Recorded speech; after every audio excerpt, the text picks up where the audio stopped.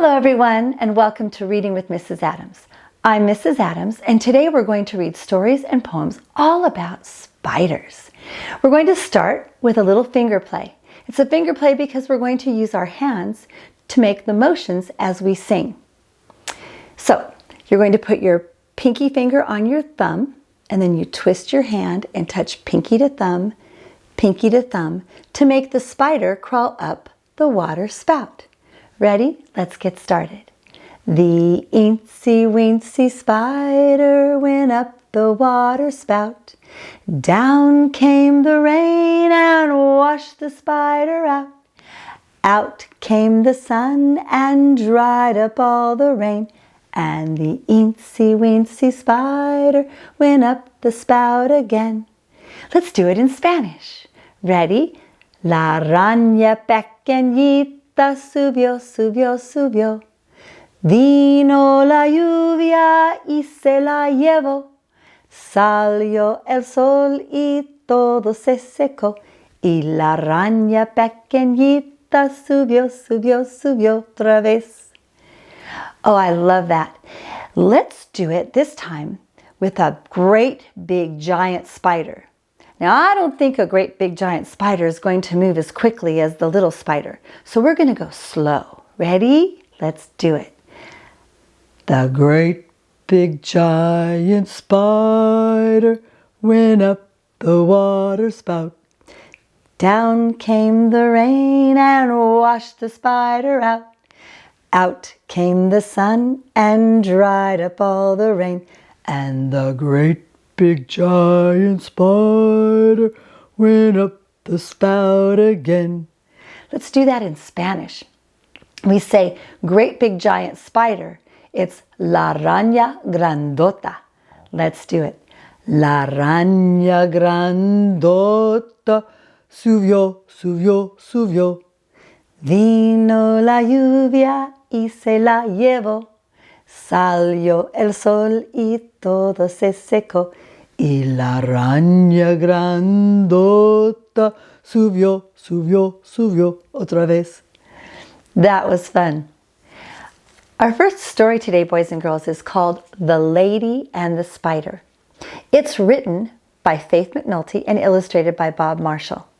I hope you enjoy this story about the lady and the spider. The Lady and the Spider. The Lady and the Spider by Faith McNulty, illustrated by Bob Marshall. To Richard Martin, with all my love.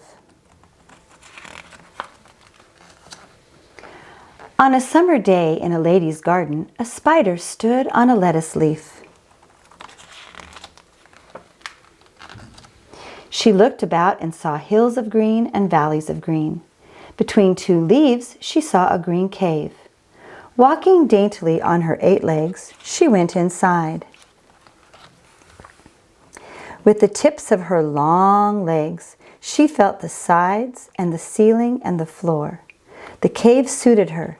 It was a leafy den, just the right size to be her home. When night came, dew formed on the leaves.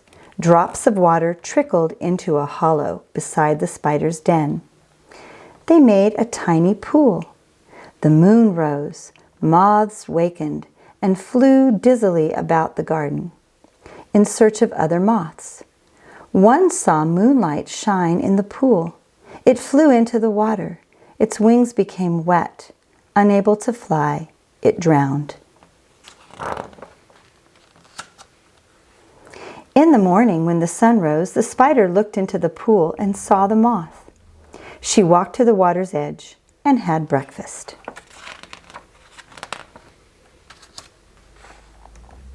Each day the lady came to tend her garden. She planted seeds and pulled up weeds and sprinkled water. She looked among the leaves for bugs. She did not want bugs to eat her garden. Once she saw the spider walking on a leaf but paid no heed. She knew spiders do not eat lettuce. When the lady's footsteps shook the ground, the spider ran and hid. One day the lady's dress brushed the leaves around the spider's home. The spider felt an earthquake, but the lady did not know what she had done.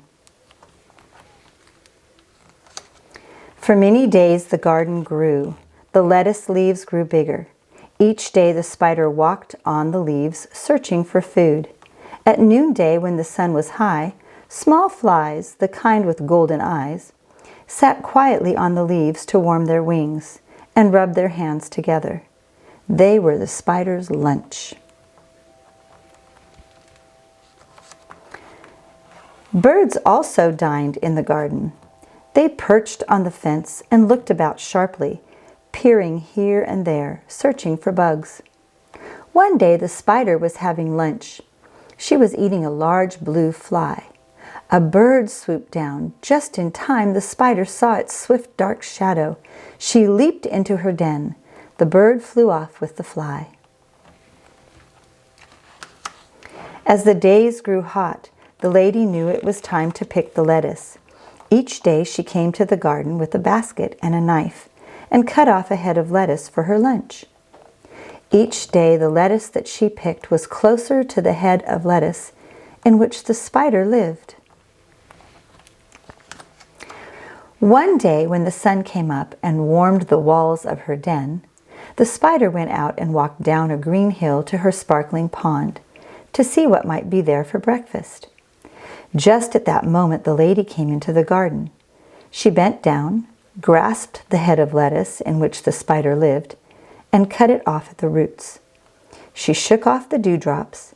She put the lettuce with the spider hidden among its leaves into her basket. Of course, the lady had no idea the spider was there.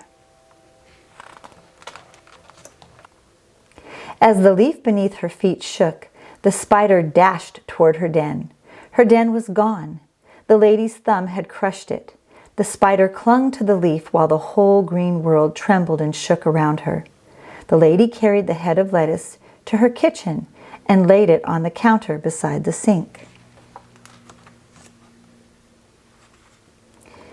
When her world became still, the spider stood up and walked about among the leaves. She tried to see with her 8 eyes. She tried to feel with the tips of her legs. She tried to think with her tiny brain. It was no use. The spider could not know that she had made her home in a head of lettuce in a lady's garden, and the lady intended to eat the lettuce for lunch.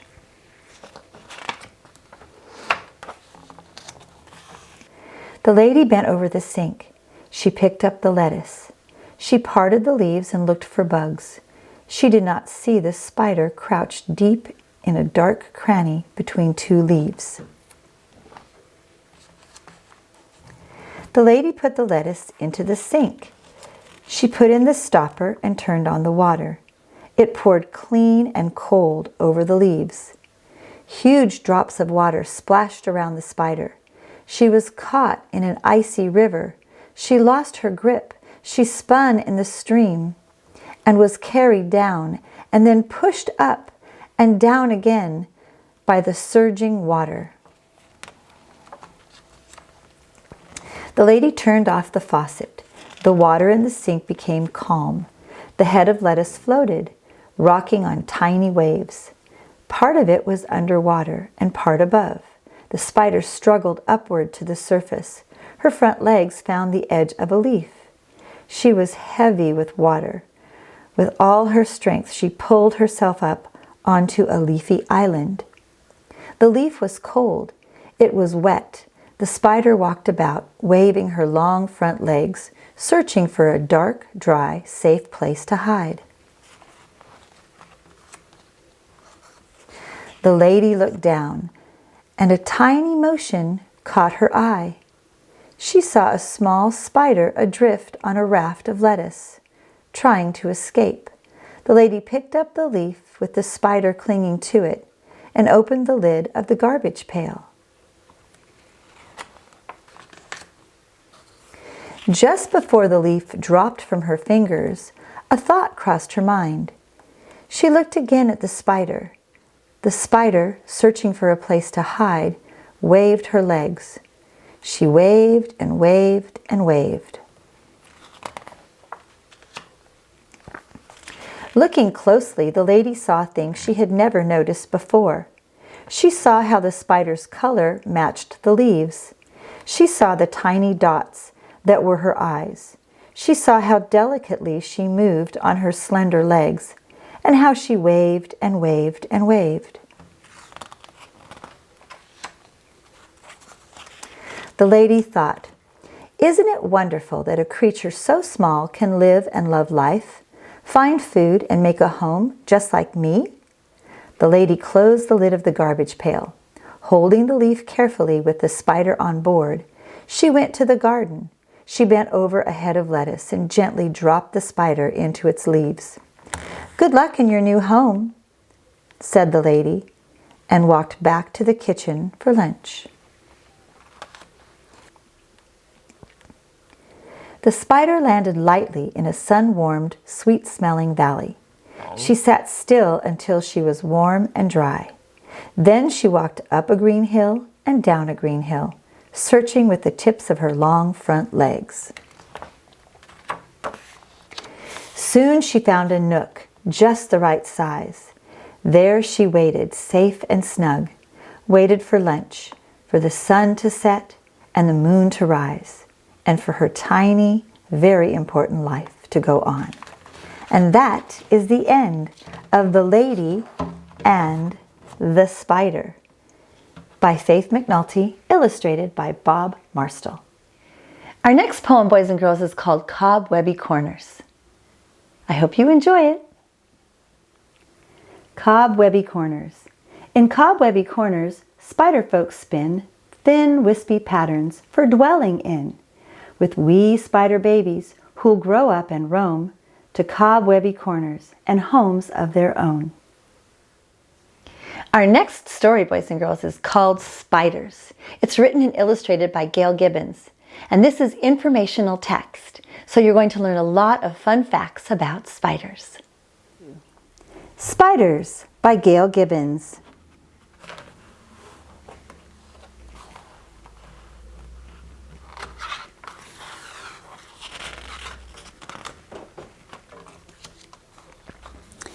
Spiders by Gail Gibbons.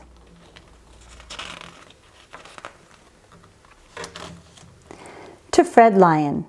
Special thanks to Dr. Gordon Nielsen, entomologist, Heinsberg, Vermont. Spiders may look scary, but most of them don't hurt people. There are about 30,000 different kinds of spiders. Spiders come in many shapes and sizes. Some are so tiny that they are no bigger than a speck of dust. Others can be as big as a dinner plate. Most spiders are brown, gray, or black.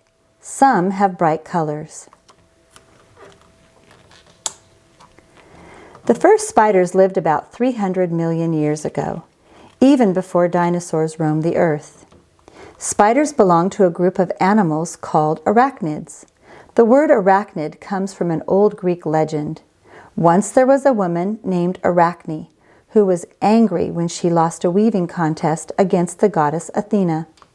When Arachne died, Athena turned Arachne's body into a spider so she could weave forever. Arachnid.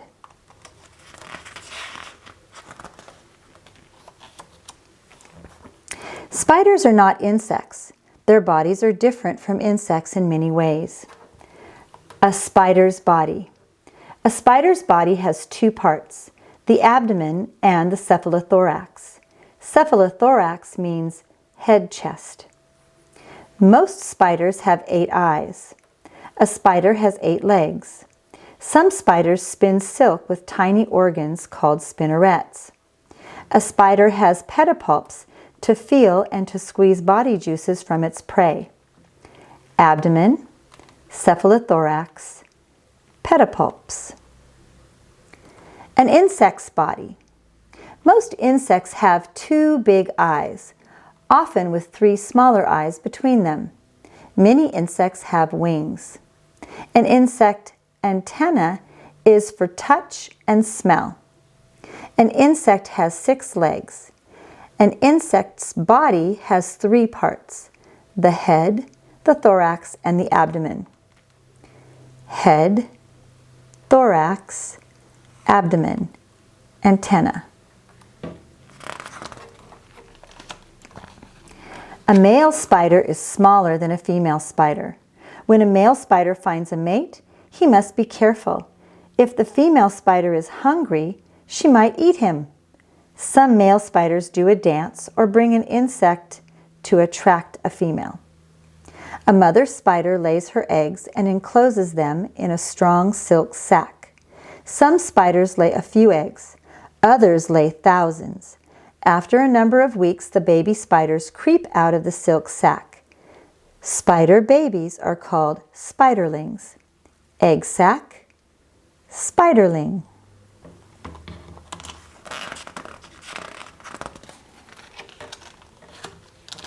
Most spider mothers don't stay with their babies. Some spiderlings care for themselves as soon as they are born. They run up to the highest places they can find. The spiderlings spin out long streamers of silk. A breeze lifts them and carries them to their new homes. This way of travel is called ballooning.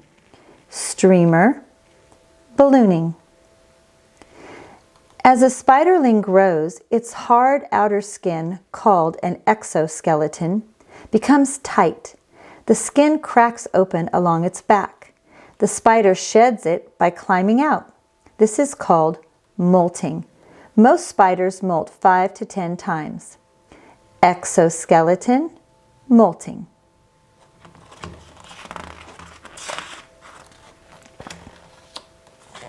Some spiders are web weavers. They spin webs to catch their food. There are spiders that weave tangled webs. The spider spins a tangled mass of silk. When an insect is trapped, the spider runs out to get it. House spider, tangled web. Other spiders weave sheet webs. The spider hangs upside down beneath the web. When an insect hits the sheet web, the spider quickly pulls it through the webbing. Cardinal spider, sheet web.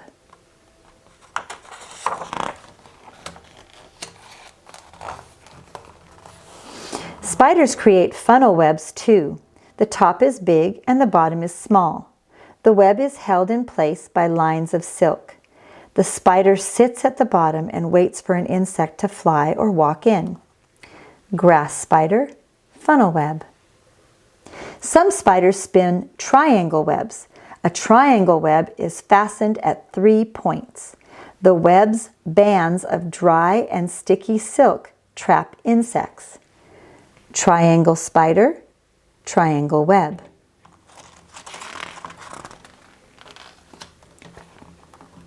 The orb-weaving spider spins a pattern of many circles. First, the spider spins a few lines of silk to hold up the web.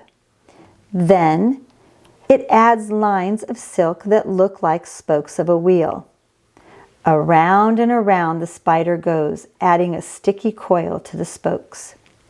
Next, the spider waits for its meal in the center of the web, or it waits nearby. The most beautiful spider web of all is the orb web. When an insect lands on the web shakes. Instantly, the spider pounces. It traps the insect in silk. Then it stuns the insect with its poisonous fangs. If the spider is hungry, it eats the insect right away. If not, it waits for later. Orb web, garden spider.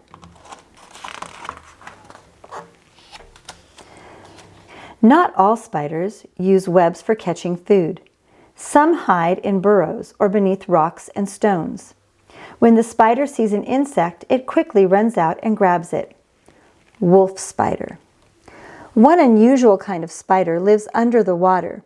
It weaves a bell-shaped web. Then it fills the web with tiny bubbles. The spider stays there, breathing the air from the bubbles, and waits to catch water insects. Water spider.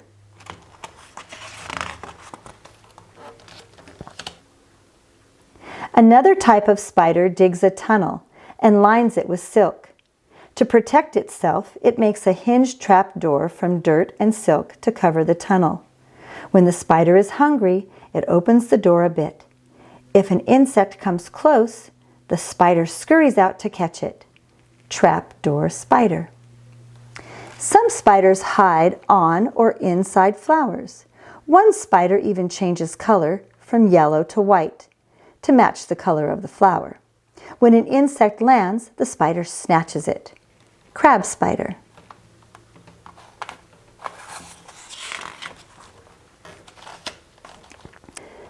Some spiders are dangerous. One of them is the black widow spider. The black widow spider bites only when its web is disturbed or it is in danger. The poison of a black widow spider can kill a person. Black widow spider. The biggest spider of all is the tarantula. When its legs are stretched out, it can measure about 10 inches wide. It is very hairy. Tarantulas that live in the United States are not poisonous to people. Tarantula. Spiders have enemies. Some insects, like spider wasps, hunt and eat spiders. Toads, frogs, and some birds like to eat spiders too. Most spiders live for about 1 year. Some live much longer.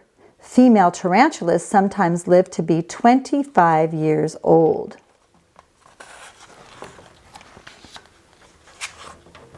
Many people don't like spiders because they are afraid of them. But spiders help us. They play an important role by eating many insects that are harmful to crops and people. Spiders can be interesting to watch. Scientists are still discovering new kinds of spiders and learning more about them.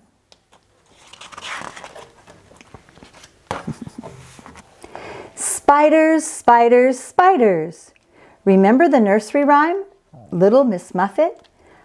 Little Miss Muffet was a real little girl. Her father was a spider expert who used to make her eat mashed spiders when she was sick. About 200 years ago, this was a common cold remedy. Some spiders can walk on water. The raft spider does this by spreading its legs wide while it takes quick steps. Spiders have an excellent sense of touch. Their bodies, mouths, and legs are covered with fine sensory hairs. Eek! A person who is terrified of spiders has arachnophobia. Spider silk is 3 times stronger than steel thread the same thickness. The deadliest spider in the world is the Brazilian wandering spider. Spiders don't stick to their own webs because their feet are specially shaped and their bodies are covered with oil. Some spiders spin a special line called a drag line. If an enemy comes, the spider can quickly drop down the drag line and escape. Not many animals eat ants because they taste badly. One spider is protected because it looks like an ant. It is called an ant mimic. Spiders can walk upside down and across ceilings because they have special grip pads on their feet. And that is the end of Spiders by Gail Gibbons. Our final poem today, boys and girls, is called Spider. Listen for all the rhyming words as I read it. Spider. I saw a little spider with the smartest spider head. She made, somewhere inside her, a magic silken thread. I saw her sliding down it as she dangled in the air. I saw her climbing up it and pulling up each stair.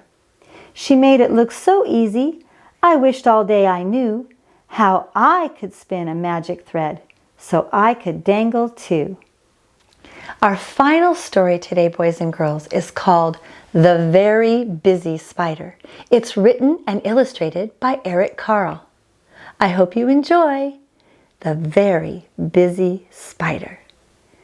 The Very Busy Spider, written and illustrated by Eric Carle.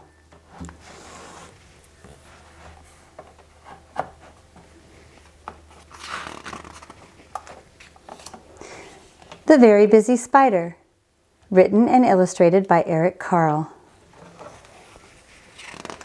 For Bill and Phyllis. Early one morning, the wind blew a spider across the field. A thin, silky thread trailed from her body. The spider landed on a fence post near a farmyard. and began to spin a web with her silky thread. "Nay, nay," said the horse. "Want to go for a ride?" The spider didn't answer. She was very busy spinning her web. "Moo, moo," said the cow. "Want to eat some grass?" The spider didn't answer. She was very busy spinning her web.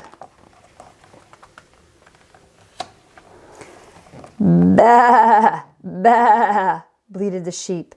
"Want to run in the meadow?" The spider didn't answer. She was very busy spinning her web.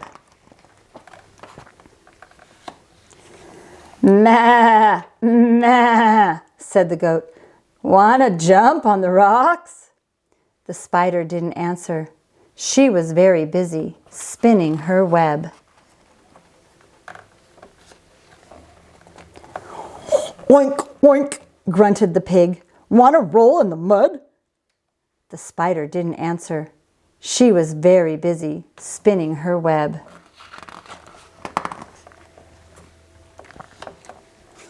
"Woof, woof," barked the dog. "Want to chase a cat?" The spider didn't answer. She was very busy spinning her web. "Meow, meow," cried the cat.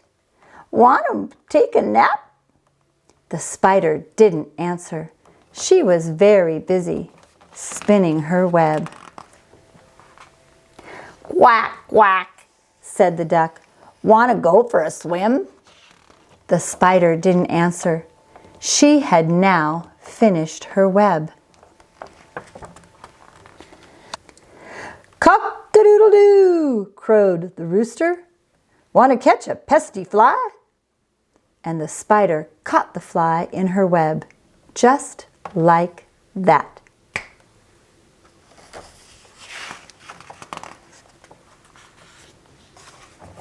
"Who, who," asked the owl, "who built this beautiful web?" The spider didn't answer. She had fallen asleep. It had been a very, very busy day.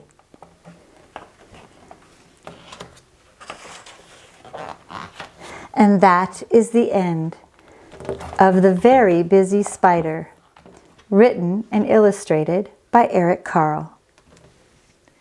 I had so much fun reading stories and poems about spiders today, boys and girls, and I hope you did too. And I hope you learned a lot of fun facts about spiders as well. If you haven't yet subscribed to this channel, you can do so by pushing the little red button. It's free, and that way you can get all of my latest videos with stories and poems from Reading with Mrs. Adams. Until next time, boys and girls, I hope you always remember that God loves you so much. So dare to dream the impossible, because all things are possible with God. I love you, and I'll see you next time on Reading with Mrs. Adams. Goodbye.